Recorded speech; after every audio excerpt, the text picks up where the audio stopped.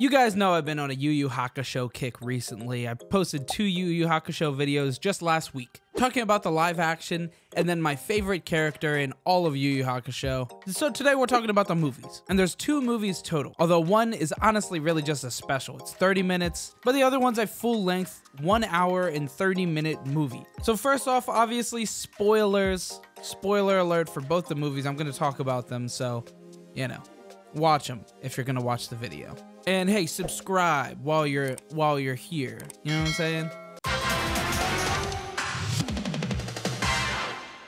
I don't know why this movie is only 30 minutes. It's even really just 24 minutes, you know, like a normal anime episode. It doesn't really have that much going for it. It's just like a very standard, Koenma's kidnapped, we have to go save Koenma. Oh, but not before we introduce a random item that's always been a thing that we've never talked about before, that's incredibly powerful, that is very coveted. The Golden Seal. See, anime movies do this all the time. They act like something has been a part of the world the entire time canonically, and it's not. It just hasn't been.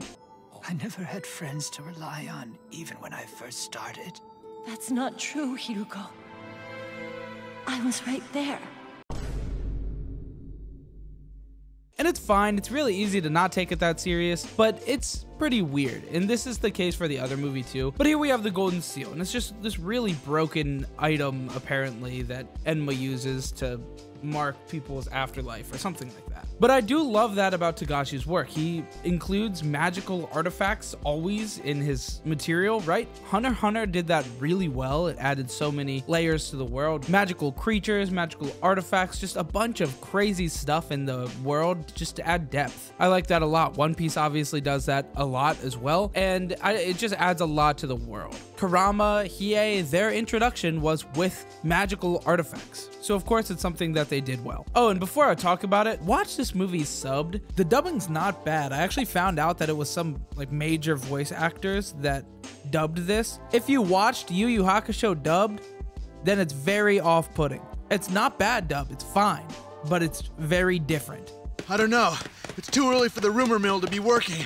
In fact, the other movie was the same, so I think these just never got dubbed. So yeah, watch these movies subbed, please. Please do that. But I watched the anime originally dubbed, so I didn't really want to watch it subbed. Anyway, about this movie, right? So like I said, Koenma gets kidnapped, and then the guys have to go all over to there, and it's the whole thing. It's a movie about getting from point A to point B, and that's about it. It's like a Cuphead run and gun. They're just running the whole time and beating up little dumb idiot bad guys along the way with a boss fight at the end. It's very straightforward. Doesn't mean it's bad, it just means it's like an episode of a really rushed thing. It kind of felt like a filler, to be honest. No characters really had any power-ups, and nothing really mattered. The stakes felt low, but that doesn't really equate to a bad thing. It was just a fun little episode. That being said, I wouldn't rate it super highly. I mean, honestly, I'd probably give it like a 6 out of 10 or something. But the final boss guy was all right. He was kind of Dragon Ball looking, you know. He had like that alien upgrade. He went from like big weird guy to smaller,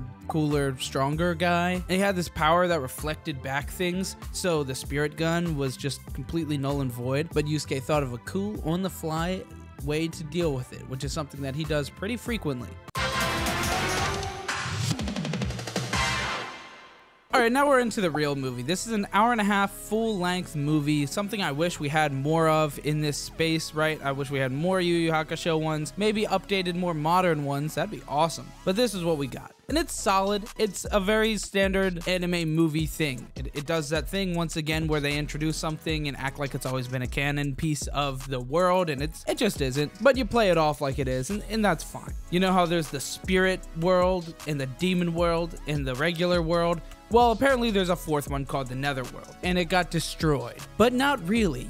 They just got sealed in space, I guess. And it's like, oh, you didn't know about the fourth world? Well, it's always been a thing. But they destroyed it, or so we thought. And that's the whole setup. It's pretty basic once again. But they now kidnap Botan instead of Koenma. Even though this plot is very simple and straightforward, the movie manages to make it look so goddamn good. And there's so many random action shots that just look fantastic. You can tell the production value of this movie is incredible. And the movie itself has some really good scenes. The first half of the movie is really just putting Yusuke through the ringer, testing him over and over and over again. He loses his fight, and then he loses Botan, and you can just see it in him.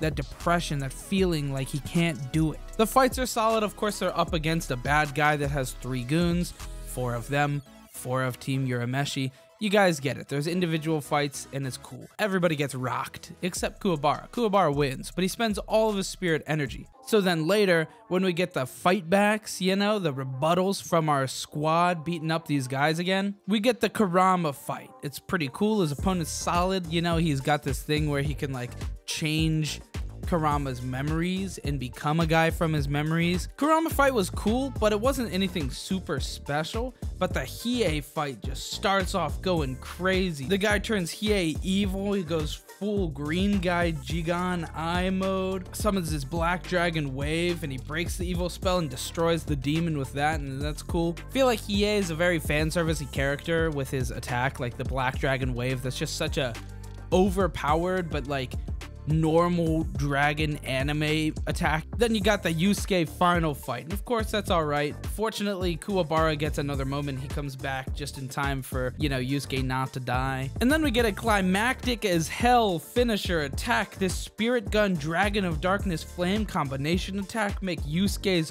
own soul energy converted from netherworld energy or whatever the hell is happening. It's very fan servicey and doesn't really make sense, but it doesn't really have to make sense. I was just talking about how the black dragon wave is just this super big dragon attack that everybody loves and it's just badass. And then you got the spirit gun. Well, you combine them and it's cool as hell and it's a great finisher. But then the guy just gets up again and it's like, really? He lived that shit? What? And then Yusuke just spirit guns him one time and he dies and it's like, what? Really? Why'd you bring him back so that he could just beat him with the normal attack? I don't really understand why they had to add it back, because I felt like the first finishing move was so much cooler. This movie was solid. I enjoyed it. It was a very standard anime movie experience. I mean, you can get this experience from watching really any of the Dragon Ball movies, but obviously in Yu Yu Hakusho, it feels like a filler thing, but not in a terrible way. I mean, like I said, it's an enjoyable experience. I just had a snow day, got snowed in, couldn't do anything, so I just watched these movies. So, you know, you could do the same. It's just a fun time. Anyway, that's really it for the video. Thanks so much for watching, guys. I just wanted to talk about these Yu Yu Hakusho movies because I've been watching a lot of Yu Yu Hakusho stuff. And I make a bunch of these videos about anime movies, so, you know, check those out. Yeah, I got the One Piece one, I got the Dragon Ball one, I got the Naruto one. Yeah. And subscribe. Look at the box. Yeah, I'm gonna make you look at the box every single video. So just subscribe.